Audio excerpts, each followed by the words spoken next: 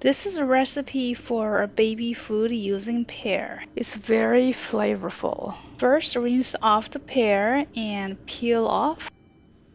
Then cut them into few inches because I'm going to put them in a blender. I'm using a baby food processor called Evla's. This allows me to first heat up the food. So I set the timer to 15 minutes and it's gonna cook with hot steam for 15 minutes.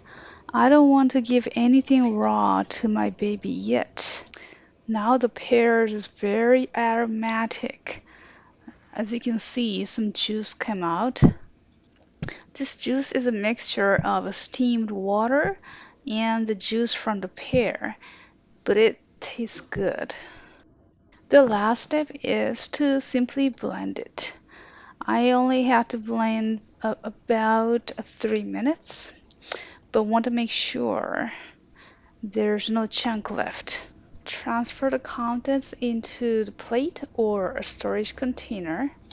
Make sure to wait a few minutes, maybe 5 minutes before serving because it's really hot.